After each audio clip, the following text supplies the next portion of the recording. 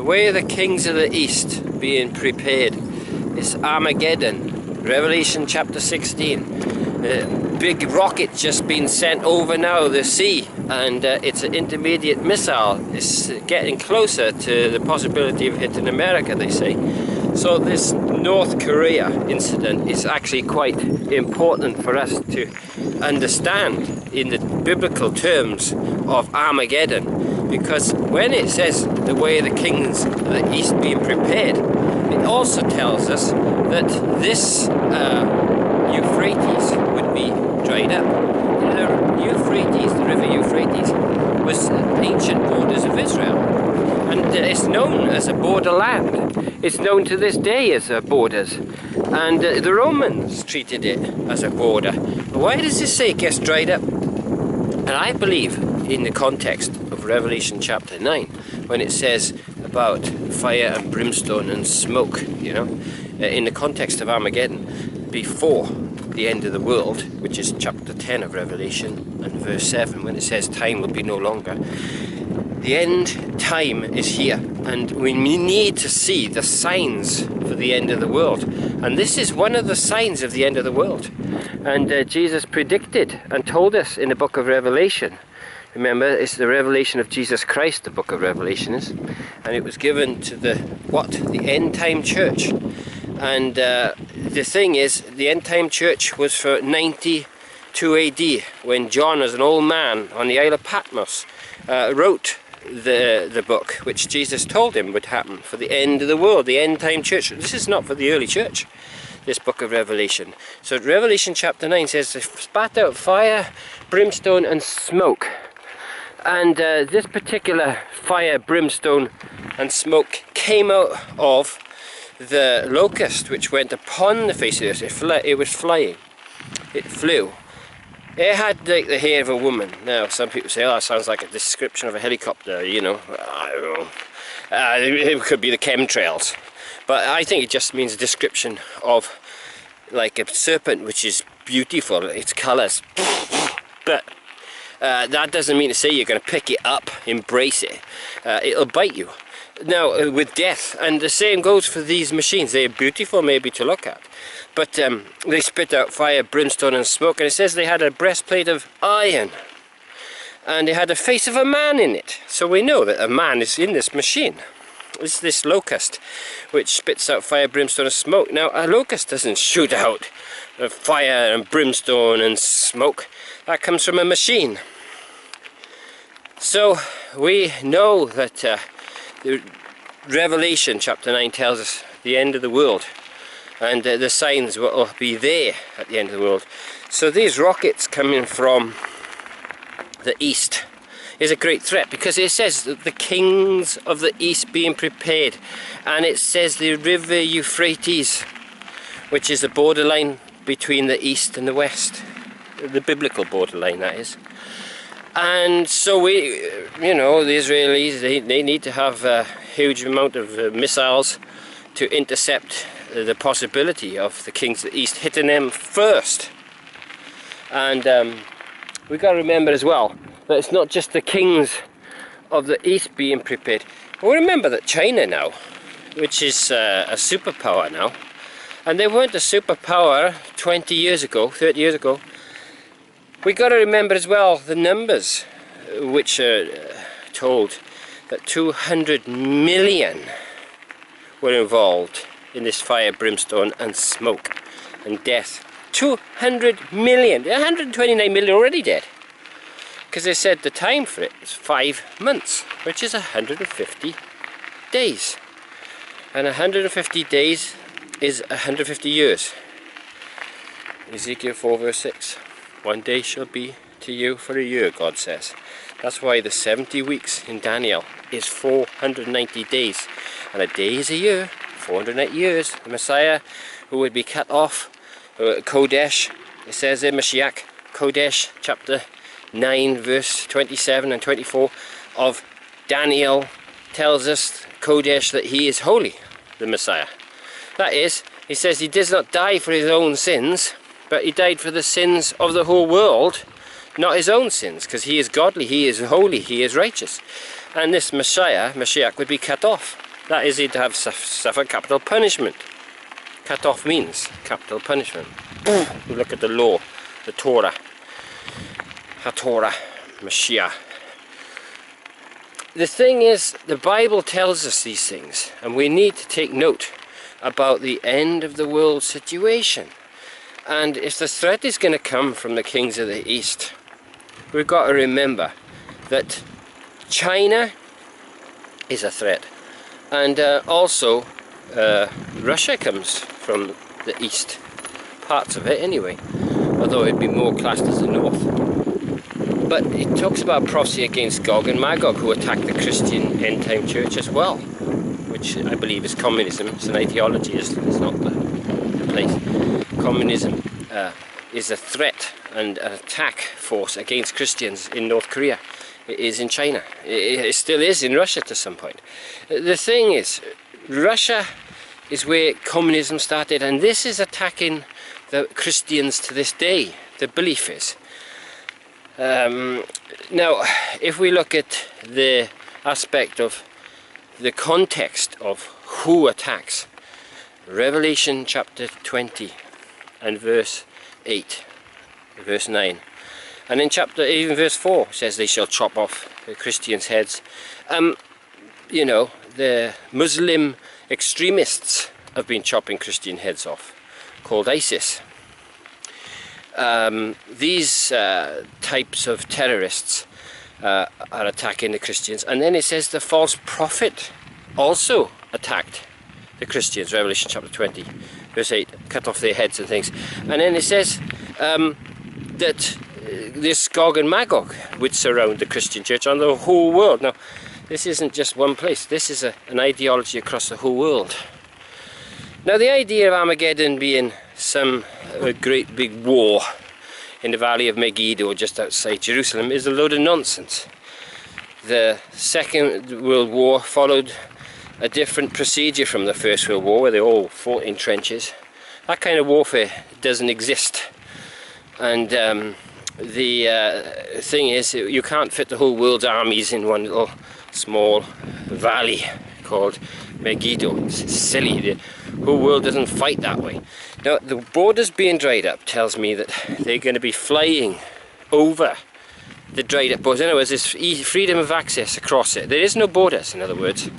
No more borders in the end time battle. It says the way the kings of the East being prepared, and it says that there'll be no border. That's what it means by dried up, the Euphrates. So that the preparation is that they are going to get these war machines and airplanes and rockets, and as I say, the intermediate missile was sent today, and from North Korea into the sea, and it was successful apparently. And what's the date today? It's about the 4th, isn't it, of July 2017. Now, if that's the case, then I tell you what, everything the Bible tells us. Jesus said the sea and the waves will roar before he comes back. Luke 21 verse 24 and 25. It's happened. Fearful sights shall there be in the heavens above. That's happened. Even in the First World War they had huge nuclear bomb went up. Fearful sights. Things which could be seen and recorded. The Bible describes it. Fire, he was able to bring down fire in the sight of men. You know, in the last days. They have this ability in the sight of men. And Jesus was telling us that there would be like cameras and television and all that at the end of the world. And many shall run to and fro, knowledge shall be increased in the last century. Jesus was warning us about all these things would happen. In Daniel chapter 12 and that.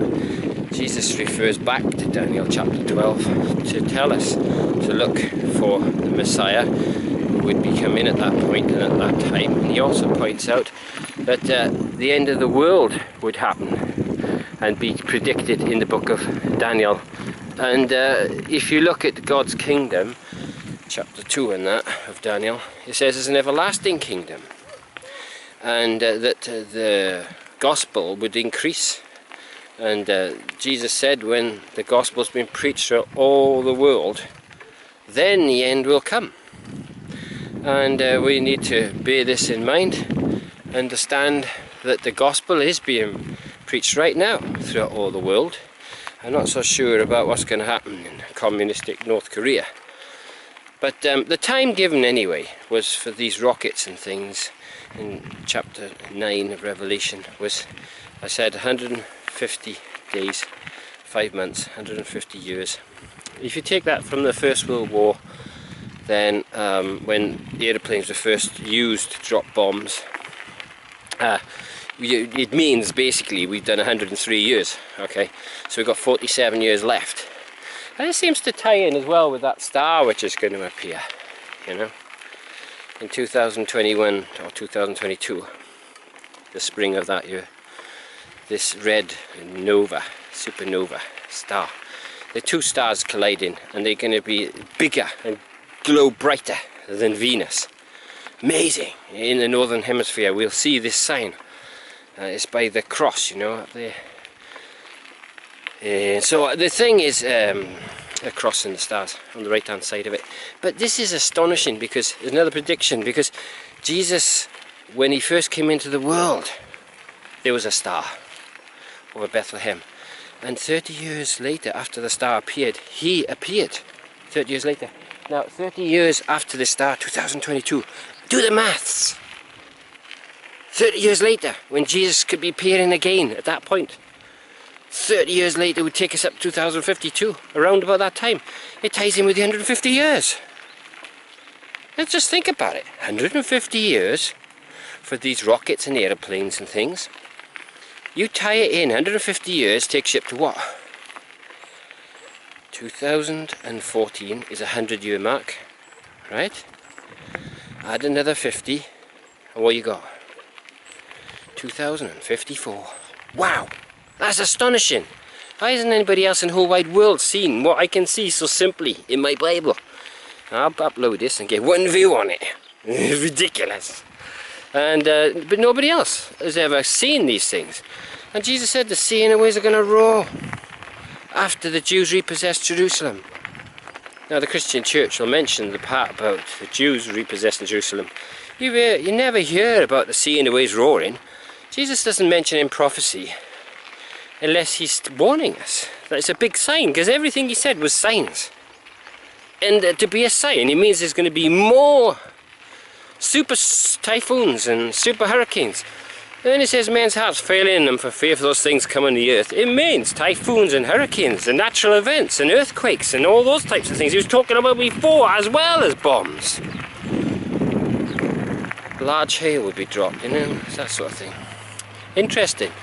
In Ezekiel, I think it's chapter 38, verse 22, and it talks about the things which happen at that time, which I find astonishing, because if you look at that time, it says there would be large hail coming against Gog and Magog, and it talks about all kinds of the things which Jesus mentions to us in the end of the world, like tornadoes and all that kind of stuff coming, and floods. The overflowing flood, it talks about huge floods. If you look around the world now, there has been so many floods. It's unbelievable. I can't explain it all to you, but if I was to tell you all the huge floods we've been getting around the earth, I'd be going on and on and on. There's so many floods there's been in the last 10-15 years. It's been astonishing, even in the last few years. Come on in, let's go back. So, I mean, I have covered this subject before, and I shall keep continuing to broadcast this message and use the same code in the Old Testament, 1 day for a year. You have to do that, okay? 1 day is one prophetical year, right? Now, if you do that with the 1,260 days, interesting. Daniel chapter 12, it says there, men shall run to and fro, and knowledge shall be increased in the last days. But it says that the time would be 1,360, if I remember, or 1,330 days, I forget exactly. Blessed are those who come to that time. 1,000. Now, that is 1,260 years. Blessed are those who come to that. I know why it's a blessing, Because in Book of Revelation, after the 1260 years, which was a time, a bad time, when the two prophets were killed, which I believe represents the law and the prophets, it's the Bible, it says, basically. It's put into the Latin language, I believe, during the times of the Roman Catholic Empire under the popes. It was up until medieval times, and after that the Bible was printed in our own languages. Marvellous, isn't it? And the 1260 years, if you take it from Constantine the First, you could. That take us up to Martin Luther and his 95 Thesis, when the Protestant Reformation spread throughout all Europe. Notice, one day for a year. I'm taking the same principle. And if you take the same principle for 150 days, which is 5 months, 150 years, exactly the same. That's why all the Christians will accept that the 49 weeks, the 70 weeks, I mean, it's 480 days. And they all say it's 480 years. From Artaxerxes, the command to build walls of Jerusalem and all that, to the time of the Messiah that Christ would come. Interesting. Do you know what? I'm going to do my next video after this, I think, about Hezekiah. You know, when Hezekiah, God told him through Isaiah the prophet, like, don't worry about it. Even though the Assyrians are going to attack you and kill you, okay, they will come against you, right? But don't worry, because he said that in Jerusalem you shall be protected. And of course he got scared and he paid 30 pieces gold and 800 or 300 pieces of silver. 800 according to the Syrian records, which is written on their stela, which is interesting. It all backs up the proof of the Bible. And when 180,000 of the Assyrians were wiped out by the angel of the Lord, 185,000 wiped out, the Assyrians went home. They had nobody to fight with, so they went home. And this is the interesting thing, Hezekiah, and I use him as an example for the end of the church. When it says the church is surrounded at the end of the world, you know, God will go and destroy those who attack the Christian church, because God will have his word preached throughout all the world till the end comes, and his kingdom, there will be no end, and there will be no stopping God's kingdom ever, because Jesus said, I will build my church, the gates of hell shall not prevail against it. So there's no stopping the Christian faith, but they can try under communistic laws to limit the power of Christians, right? They can try and stop the gospel being preached. They can try, but they won't win, because the gospel will be preached to the end of the world. And why would God let the world carry on anyway if the gospel isn't being preached anymore? When God makes up his jewels, that's it. The end of the world will be there, and it's all finished. So anyway, this war of Armageddon is the Christian church being attacked, and the end time, these missiles coming from communistic countries from the east, attacking the Christian church.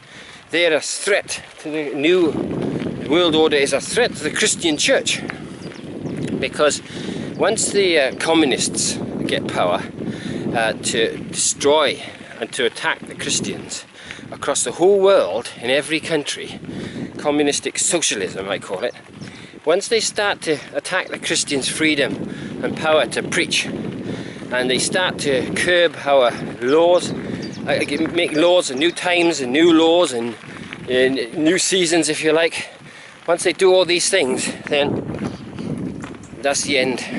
And chapter 10, the next chapter after Revelation, tells us, verse 7, time is no longer. It's the end of time. God will arise and come back, and his enemies will be scattered. This is what I'm saying, is we need to look, it's all tied together, it's all linked. The Armageddon, Jesus said the sea and the waves will roar after Jerusalem is repossessed by the Jews, which is astonishing in itself, that came true. And he said there'll be a sign in the stars. That star I mentioned to you, it's all there, okay?